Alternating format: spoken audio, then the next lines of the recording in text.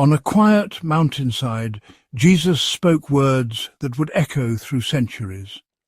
"Blessed are the poor in spirit, for theirs is the kingdom of heaven." This phrase, simple yet profound, challenges our assumptions about happiness and success. It invites us to look beyond wealth and ambition to seek a deeper kind of fulfillment. The Sermon on the Mount offers a blueprint for a life rooted in humility, compassion, and love.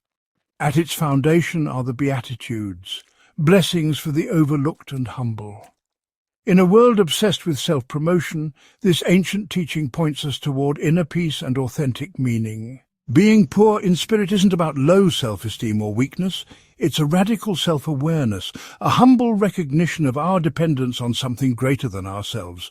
To be poor in spirit is to empty ourselves of pride and self-sufficiency, making room for grace. Like an empty cup, we become open to wisdom and guidance. This humility was countercultural then, and it still is now. It turns the world's values upside down, declaring that true blessing begins with honest need. Spiritual poverty opens the door to the riches only humility can receive. Today's world measures worth by achievement and image. Social media amplifies the pressure to appear perfect, leaving little space for vulnerability. The result? Anxiety, burnout, and a sense of never being enough. The call to be poor in spirit is a needed antidote. It frees us from the exhausting pursuit of perfection. Humility allows us to be human, to rest, and to build authentic connections. More people are seeking meaning and peace beyond achievement. Jesus' teaching offers a timeless roadmap to a life of purpose and resilient joy. From childhood, we're thrust into the arena of achievement, competing for grades, jobs, and recognition. The myth of the self-made hero drives us to tie our worth to our accomplishments. But when success falters, our identity can crumble. This relentless striving leaves us exhausted and disconnected from our true selves. Vulnerability is seen as weakness, rest as laziness. Yet in chasing trophies, we risk losing the peace that comes from self-acceptance. The poor in spirit find a deeper, lasting peace beyond the arena's applause. In the digital age, comparison is a new currency measured in likes, shares, and curated images. We perform our lives online, seeking validation that never truly satisfies. This cycle breeds envy and robs us of joy, blinding us to our own blessings. True humility breaks the habit of comparison. Being poor in spirit means letting go of measuring ourselves against others. It's the freedom to celebrate others' successes and embrace our own imperfect journey. In this freedom, we rediscover the worth and beauty of our own lives. We chase the crown, success, recognition, security, believing it will bring contentment, but when we finally wear it, we discover its weight, anxiety, pressure, and loneliness. The things that helped us climb, ambition, pride, become burdens. True peace isn't found in holding the crown tightly, but in letting go. When we surrender, we find the freedom and lasting kingdom we were seeking all along. Our culture of success encourages us to build a strong sense of self, what we call the ego. The ego says, "I did this, I am capable." It gives us confidence, but left unchecked, it creates an echo chamber. We only hear our own voice, dismissing criticism and new ideas. True growth begins when we silence the ego, listen to others, and open our hearts to voices beyond our own. To truly grasp what it means to be poor in spirit, we must first look inside ourselves. We must acknowledge a fundamental human condition. It is a sense of emptiness, a void. We spend much of our lives trying to fill this void. We pour in achievements, relationships, possessions, and experiences, hoping that the next thing will finally make us feel complete. We believe that if we just acquire enough or become important enough, this inner emptiness will disappear. This relentless pursuit is the engine of our success-driven world. It is the quest to fill a spiritual void with material things and worldly approval. This pursuit, however, is ultimately futile. It is like trying to quench a thirst for water by drinking sand. The more we consume, the thirstier we become. Each achievement once gained loses its luster, and we are quickly on to the next goal. The void remains. This is because the emptiness we feel is not a material or social one. It is a spiritual void. It is a space within us that was designed for something more than what this world can offer. It is a longing for meaning, for purpose, for connection to something transcendent and eternal. Trying to fill it with anything less is a recipe for perpetual dissatisfaction. Being poor in spirit is the moment we stop running. It is the moment we cease trying to fill the void on our own terms. Instead, we turn and face it. We acknowledge its existence. We admit that our own efforts have failed. This is not an act of despair, but an act of profound honesty and courage. It is the recognition of our spiritual bankruptcy. It is admitting, I cannot do this alone. My own resources are not enough to make me whole. This admission is the critical first step. It is the point where we stop looking outward for fulfillment and begin to look upward. This state of spiritual poverty is not a destination of failure, but a starting point for grace. By acknowledging the void, we create an opening. We create a space for something new to enter. It is an invitation for a higher power, for God, to come in and fill that emptiness in a way that nothing on earth ever could. It is in this state of acknowledged neediness that we become truly receptive. We become like an empty vessel, ready to be filled not with the fleeting treasures of the world, but with the enduring richness of the Spirit, love, peace, joy, and a sense of ultimate purpose. If this message resonates with you, type Amen in the comments below to let us know you're ready to embrace this journey. It is crucial to distinguish true humility from its many counterfeits. The world often misunderstands this virtue. One common counterfeit is false humility. This is the outward performance of lowliness, designed to win praise or manipulate others. It is the person who constantly puts themselves down, not from a place of genuine self-awareness, but in the hopes that others will rush to contradict them with praise. Oh, this old thing, I'm not very good at this. This is not humility. It is a subtle form of pride, fishing for compliments. It is a mask that ego wears to appear virtuous while still serving its own desire for attention. Another counterfeit is low self-esteem. True humility is not about thinking less of yourself. It is not about believing you are worthless, talentless, or insignificant. To be poor in spirit does not mean to have a poor self-image or to live in a state of self-hatred. This is a distortion that can lead to passivity, depression, and an inability to use the gifts one has been given. True humility is not about denying your strengths or talents. It is about recognizing the ultimate source of those strengths and talents. It is knowing that your gifts are not your own creation, but a trust from a higher power to be used for a greater good. True humility, the kind Jesus described as being poor in spirit, is about seeing yourself accurately.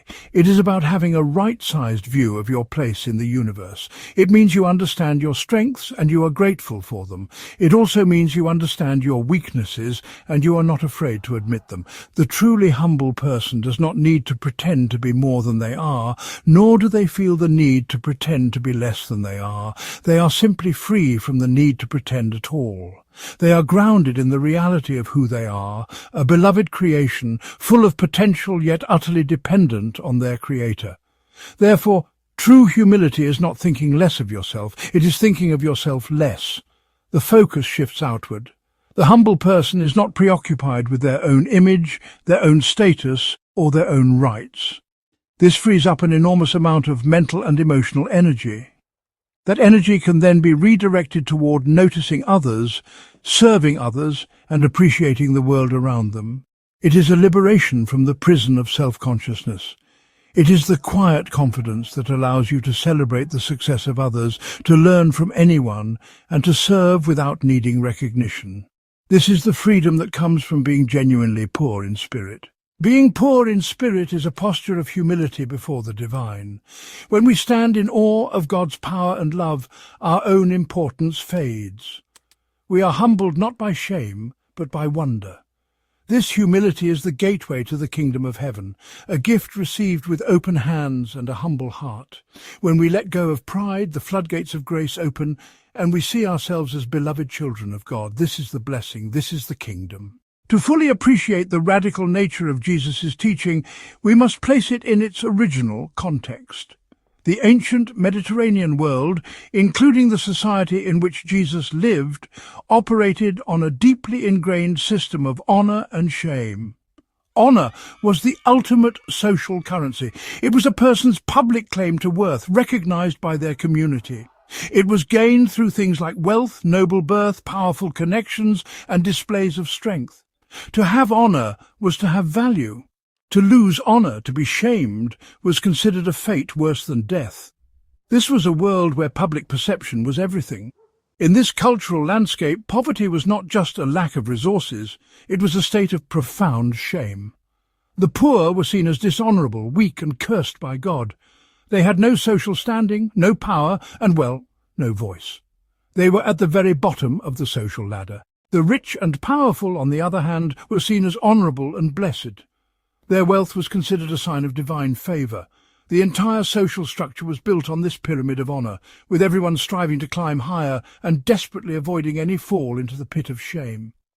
This was the air that people breathed every day. Into this world Jesus' words land like a thunderclap. Blessed are the poor in spirit. He takes the very concept of poverty, a symbol of shame and dishonor, and declares it to be a source of blessing.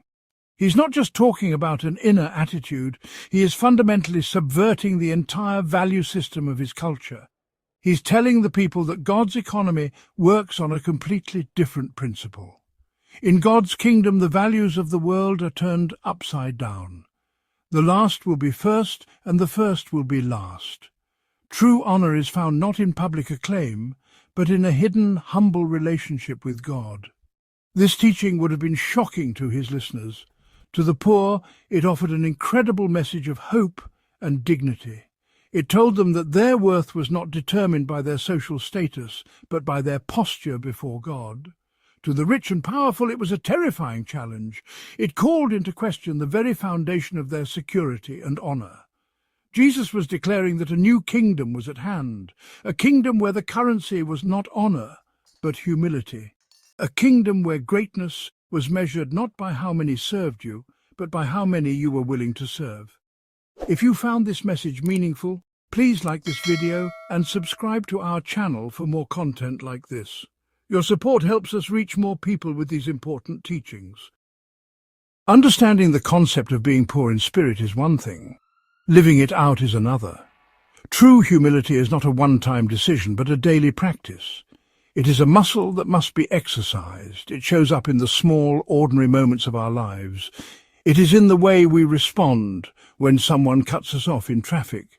Do we react with anger and indignation, asserting our rights, or do we take a breath and let it go, choosing peace over being right?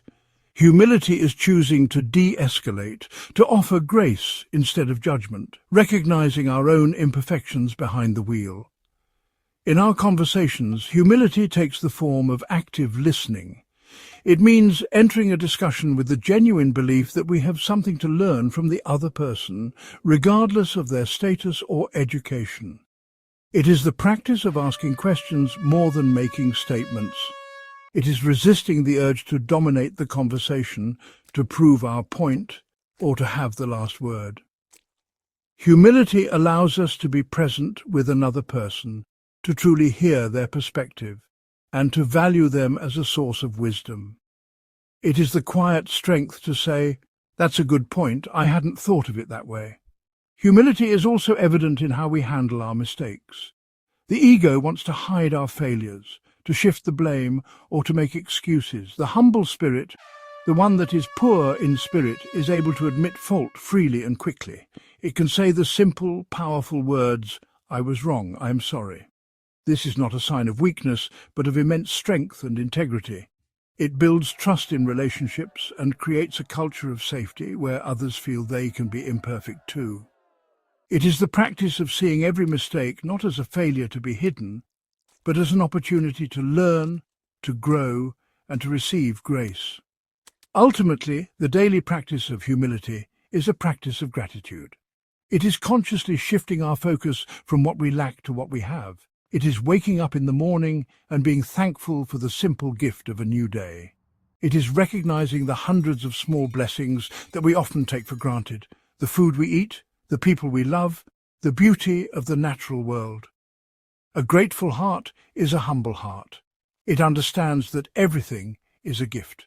This daily practice of gratitude slowly starves the ego and nourishes the soul, making us richer in spirit by embracing our blessed poverty. In a world that equates leadership with charisma and dominance, true humility can seem out of place. Yet some of the most effective leaders, like Pope Francis and Nelson Mandela, are defined by humility and service. Pope Francis chooses simplicity over power, serving others and living modestly. Mandela led with forgiveness and unity, not vengeance. These leaders show us that true strength lies in empathy, service and humility, not in ego or power. If you know someone who could use this message, please share this video with them. You never know who might need a reminder of the power of humble leadership. At the heart of science lies humility, the simple admission, I do not know. This acknowledgement of ignorance fuels curiosity and drives discovery. Even the greatest minds, like Einstein, recognized how much they didn't know. True scientists design experiments to challenge their own ideas, letting go of ego in pursuit of truth. Science thrives on collaboration, respect, and open inquiry. It is the humble admission of not knowing that unlocks the door to all that can be known. Humility shines brightest in the quiet acts of service within our communities, unsung heroes who give their time, not for recognition but to meet a need. Their work is not glamorous, but it forms the bedrock of a compassionate society. These humble acts, serving food, comforting the lonely, helping a neighbour, remind us that true greatness is found in serving, not being served. By giving selflessly, these community members show us that a life of humble service is the most profound and fulfilling life of all. Creativity is a dance between skill and surrender. The artist must master their craft, yet the greatest art comes from humility, becoming a channel for something larger than oneself. True inspiration arrives when the ego steps aside and the artist listens, open to mystery and growth. In this humble state, art becomes a gift, touching hearts in ways the artist may never fully understand. In business, failure is often feared, but it's actually a vital part of innovation and growth. The most successful entrepreneurs aren't those who never fail, but those who learn and adapt with humility. True leaders admit mistakes, embrace feedback, and see setbacks as opportunities, not personal defeats. This honesty builds trust and resilience, creating a culture where teams can learn their way to lasting success.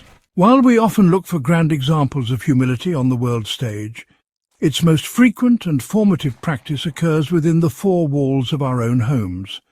The family unit is a crucible where humility is tested and forged daily. It is here, in our most intimate relationships, that our pride, our selfishness, and our need to be right are most consistently challenged.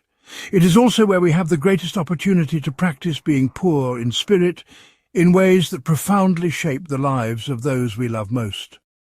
The humble parent, spouse, or child is an everyday saint, quietly building a kingdom of love through small, consistent acts of selflessness.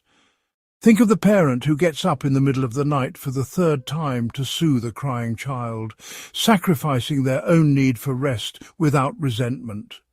Think of the spouse who listens patiently to their partner's frustrations after a long day, putting aside their own desire to unwind or talk about their own problems. These are not grand gestures, but they are profound acts of humility. They are moments of choosing to put another person's needs before your own. This is the daily work of love. It is the humble recognition that being part of a family means you are no longer the center of your own universe. Humility within the family is also the courage to apologize. It is the parent who can say to their child, "I'm sorry, I lost my temper. I was wrong." This act does not diminish their authority. It enhances it by modeling integrity and emotional honesty. It teaches the child that no one is perfect and that repairing relationships is more important than protecting one's pride. Likewise, it is the sibling who can admit fault in an argument, or the spouse who can seek forgiveness for a thoughtless word.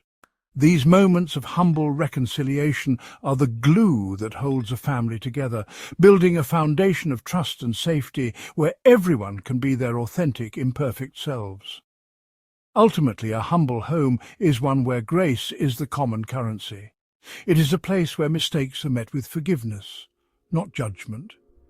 It is where successes are celebrated collectively, not hoarded for individual glory. It is where serving one another by doing chores, offering encouragement, or simply being present is the normal way of life. The practice of being poor in spirit within the family creates a sanctuary from the competitive, success-driven world outside. It is the first school of love, teaching us the profound truth that the deepest and most enduring happiness is found not in being served, but in the humble, joyful service of each other.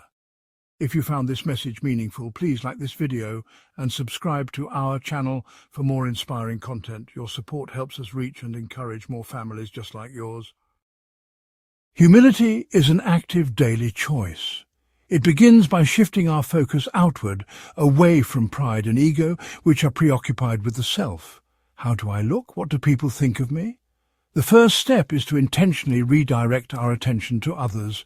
Through small acts of service, helping, listening, celebrating others, we erode self-centeredness and foster empathy. This practice draws us closer to the heart of what it means to be truly blessed. Our culture worships perfection, urging us to hide our flaws and project competence. But true humility begins when we embrace our imperfections. Give yourself permission to be human, a work in progress. Admit mistakes with grace and say, "I was wrong." Ask for help when you need it, and learn to laugh at yourself. In imperfection we find freedom, connection, and joy. The daily discipline of gratitude is a powerful path to humility. Arrogance and pride cannot coexist with a truly grateful heart. Gratitude sees everything as an unearned gift, a recognition that we are recipients of grace. From the air we breathe to the love we receive, gratitude reframes our existence. Each day, name 3 things you're grateful for, no matter how small. This simple practice shifts us from entitlement to thankfulness, grounding us in humility and wonder. In a world chasing success, we discover a deeper truth. The path of being poor in spirit leads to profound strength and meaning. The world promises happiness at the top, but often that summit is lonely. True blessedness is a present reality, entered through humility.